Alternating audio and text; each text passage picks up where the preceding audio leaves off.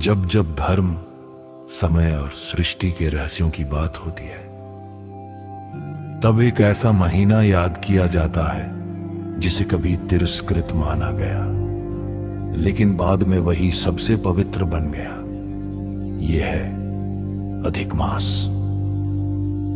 भगवान पुरुषोत्तम को समर्पित व दिव्य समय, जिसकी महिमा स्वयं देवताओं ने गाई। लेकिन क्या आप जानते हैं आखिर अधिक मास आता क्यों है? क्यों इस महीने में शुभ कार्य नहीं किए जाते? और कैसे एक उपेक्षित मलमास भगवान विष्णु की कृपा से पुरुषोत्तम मास कहलाया? इन्हीं रहस्यमयी और प्रेरणादायक कथाओं को लेकर हम आरंभ कर रहे अधिक मास की पावन कथा। तो आइए श्रद्धा और भक्ति के साथ प्रवेश करें इस दिव्य कथा के प्रथम अध्याय में।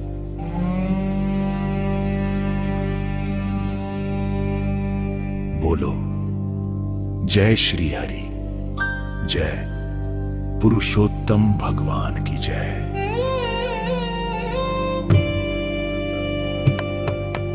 पहला अध्याय, अधिक मास क्या है? बहुत प्राचीन समय की बात है। ऋषि मुनि, देवता और विद्वान लोग अक्सर एक बात को लेकर चिंतित रहते थे। उनके मन में एक प्रश्न बार बार उठता था, आखिर अधिक मास क्या है? ये क्यों आता है? और इसका इतना महत्व क्यों बताया जाता है? एक दिन सभी ऋषि मुनि भगवान विष्णु के पास पहुंचे। उन्होंने हाथ जोड़कर कहा, हे प्रभु, आप संपूर्ण संसार के पालन करता है, कृपया हमें अधिक मास का रहस्य बताएं। भगवान विष्णु मुस्कुराए और बोले, हे ऋषियों, इस संसार में समय की गणना दो प्रकार से होती है, एक सूर्य के अनुसार और दूसरी चंद्रमा के अनुसार।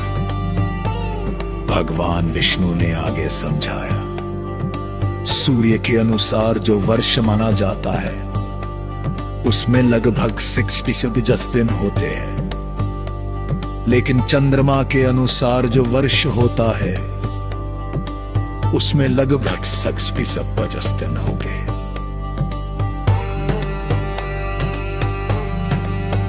ऋषि मुनि ध्यान से सुनने लगे। भगवान बोले, इस प्रकार हर वर्ष लगभग 11 दिनों का अंतर रह जाता है। ये अंतर धीरे धीरे बढ़ता जाता है। जब लगभग 3 वर्ष पूरे होते हैं, तब ये अंतर लगभग 30 दिनों यानी 1 महीने के बराबर हो जाता है। सृष्टि का संतुलन बना रहे, ऋतु और समय ठीक प्रकार चलते रहे, इसलिए इन अतिरिक्त दिनों को मिलाकर एक नया महीना बनाया जाता है। इसी को अधिक मास कहा जाता है।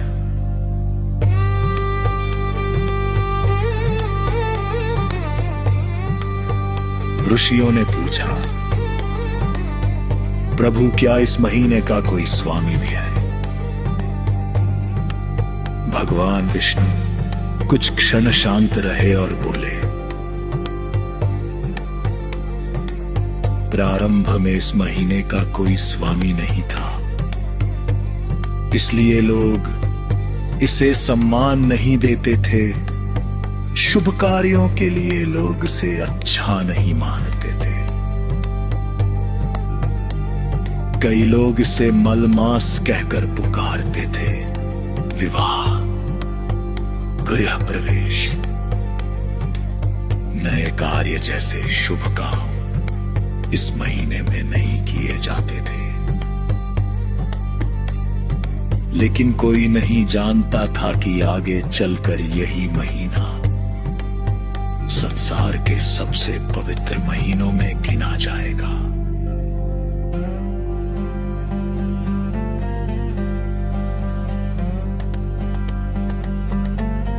भगवान विष्णु बोले, समय आने पर इस महीने का भाग्य बदलेगा।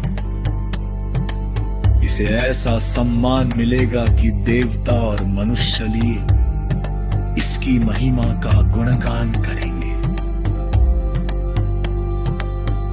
ऋषि मुनि भगवान की बातें सुनकर आश्चर्यचकित हो गए। उनके मन में उत्सुकता बढ़ने लगी। आखिर ऐसा क्या हुआ कि एक उपेक्षित महीना सबसे श्रेष्ठ बन गया? यही जानने के लिए अब कथा आगे बढ़ती है। आगे आने वाले अध्याय में जानिए कैसे मलमास दुखी होकर देवताओं के पास पहुंचा और कैसे बदल गई उसकी किस्मत।